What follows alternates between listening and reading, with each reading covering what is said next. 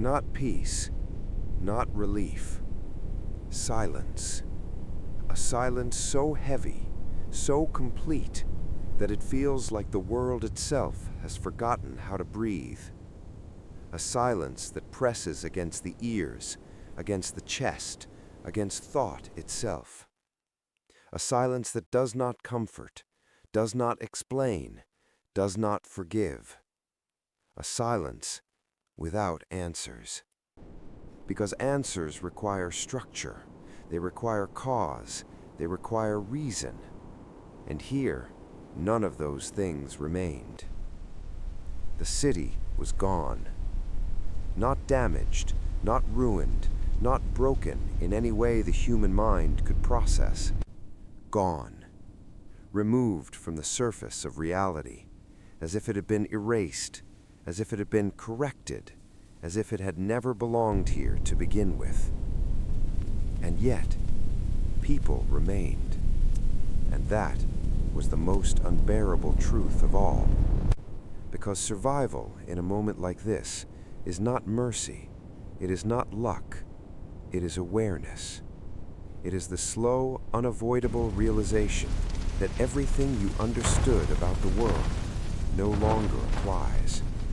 And that realization does not arrive all at once.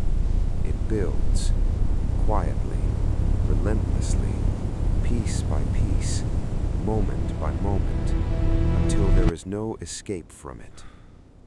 And that became the new reality. Not one chosen, not one imagined, not one that could ever be prepared for. A reality without transition, without warning, without explanation.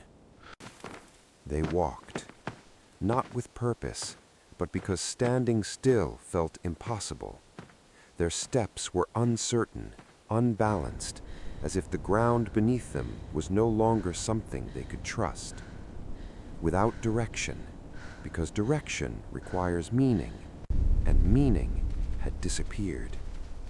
There were no familiar streets, no recognizable paths, no destinations that still existed, only movement, without understanding why. They looked, their eyes searching, scanning, trying to reconnect with something, anything, but seeing no longer meant understanding. Shapes existed, but they no longer told a story. Structures stood, but they no longer had identity.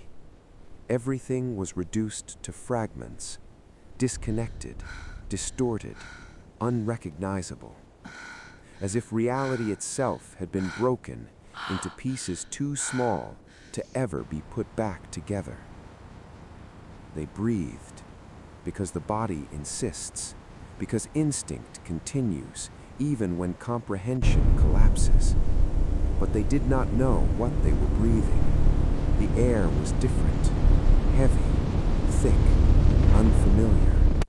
It carried heat, dust, particles that could not be seen, could not be understood, but would remain, long after the moment passed, long after the silence settled, long after the world attempted to move forward.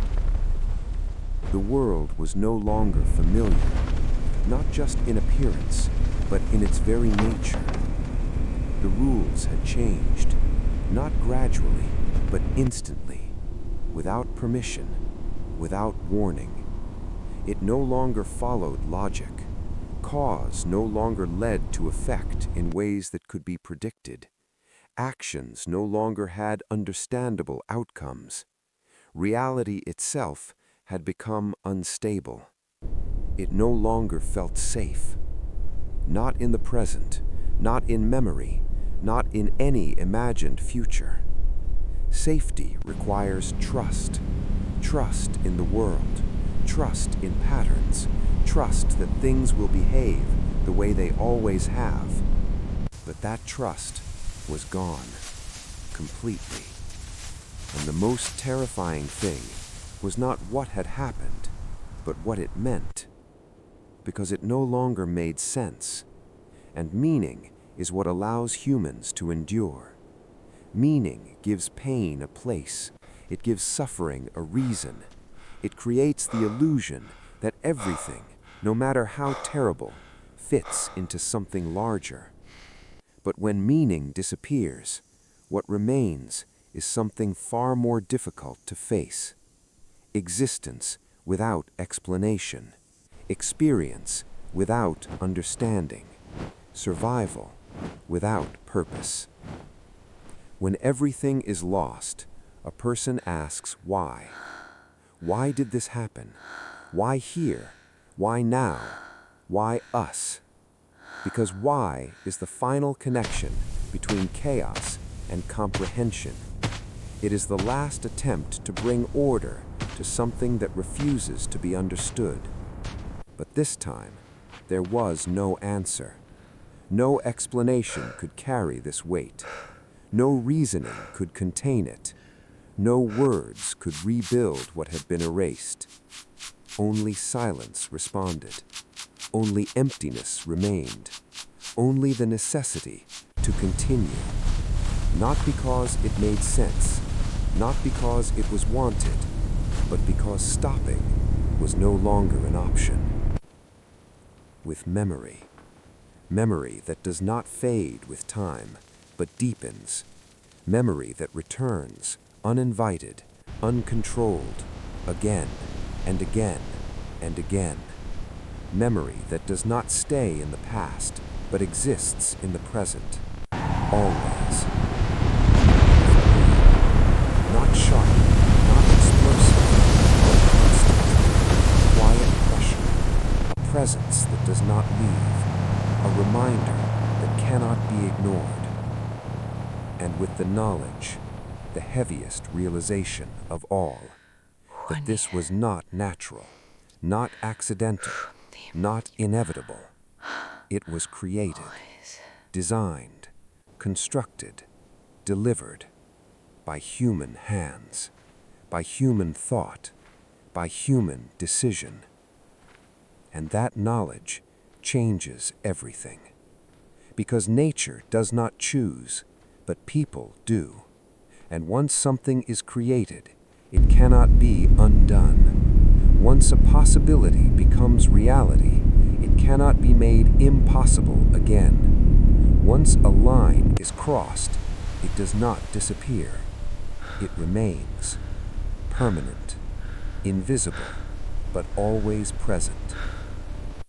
And then, something new emerged, not from the destruction, but from the understanding that followed. A question, one that had never existed in this form before. A question that could not be ignored. A question that would remain long after the moment had passed. If humanity is capable of creating a force that does not simply destroy, but erases, completely, irreversibly, then what does that mean? Does it mean that humanity is ready to control such power? Or does it mean that humanity has moved forward without fully understanding what it has created? Because creation does not require wisdom, only ability, only knowledge, only the willingness to push further, to discover more, to reach beyond limits. Technology moves faster than morality. It always has, and it always will. Because knowledge expands without waiting for permission. It grows because it can, not because it should. Decisions move faster than understanding, because action is easier than reflection, because progress feels necessary, because stopping feels like failure. And this is the true conflict. Not between countries, not between enemies, not between opposing sides, but within the human being, between capability and responsibility, between innovation and consequence, between the desire to advance and the need to understand. The bombing of Hiroshima ended. The moment passed. The light faded. The sound disappeared. History recorded it, defined it, contained it within a date, within a place, within a narrative. But its echo did not end. It moved forward, through time, through generations, through every decision that followed. It exists in every new invention, every discovery that expands what is possible, in every new weapon, every system designed to increase power, in every new decision, made quickly, made confidently, made without fully seeing the end. Because the future is always unclear, but the capability is always real. And if we have already crossed that line once, if we have already proven that such a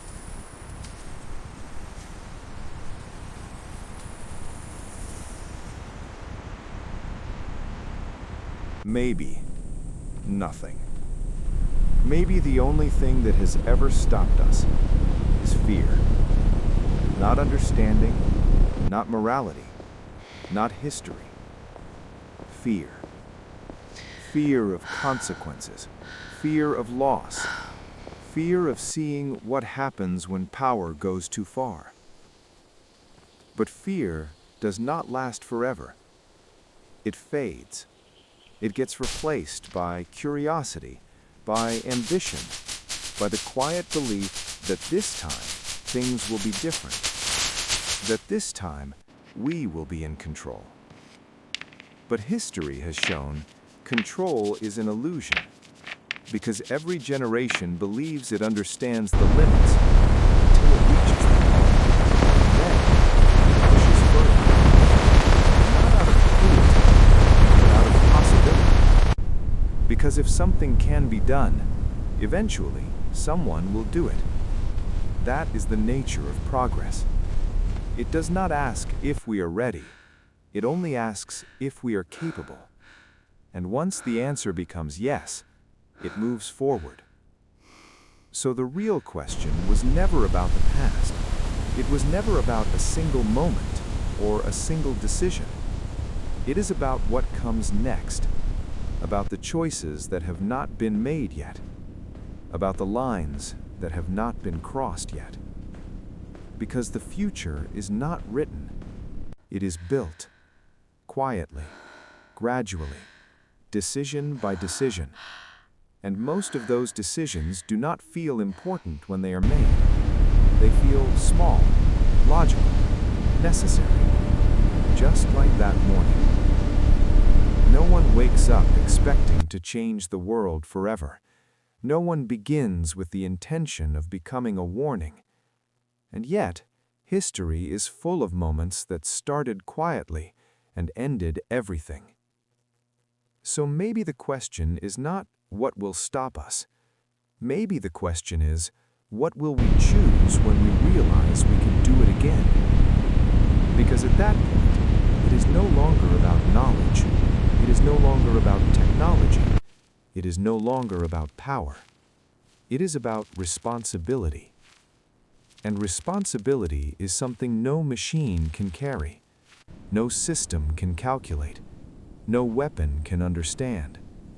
It belongs only to us, to individuals, to decisions made in quiet rooms, to moments that seem small but are not. Because the difference between creation and destruction is not capability, it is choice. And choice is fragile. It can be influenced, it can be rushed, it can be justified.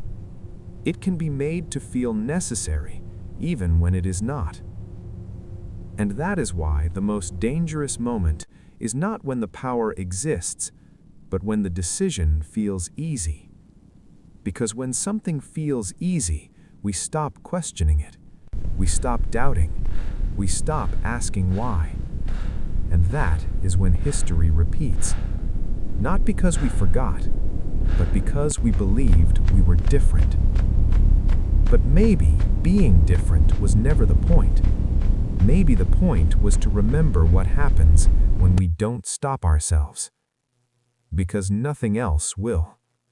Not the past, not the world, not time.